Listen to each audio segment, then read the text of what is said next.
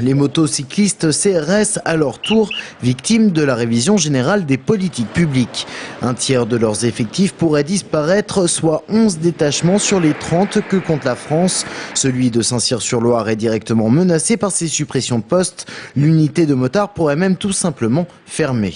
C'est un peu l'incompréhension au sein du détachement, parce que c'est un détachement géographiquement est très bien placé, parce qu'il y a vraiment ce qu'il faut au niveau des secteurs routiers. Et en plus, on est présent du matin, on va dire de 6 h du matin jusqu'à minuit, voire 2 h du matin, avec une très bonne activité, surtout le soirée, en alcoolémie et avec les contrôles stup. Car la mesure choque d'autant plus que les objectifs, eux, sont toujours plus ambitieux. Toutes les activités de police sont concernées et en particulier la sécurité routière, une fonction essentielle de ces détachements de CRS motorisés.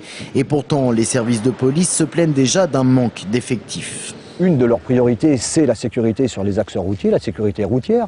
Ils veulent tenter d'arriver à moins de 3000 morts donc, sur les routes, rapidement, le plus rapidement possible. Nous, on avait fait d'autres propositions parce que même si on doit perdre quelques effectifs, au moins pas perdre les effectifs de terrain.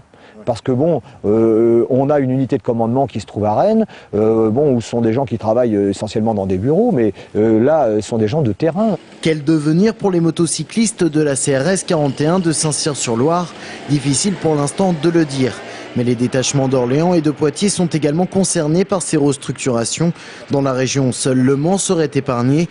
Les motards CRS craignent donc d'être reclassés loin de leur région d'attachement. Des motards de Tours qui couvrent encore aujourd'hui une large région de Châteauroux au Loir-et-Cher.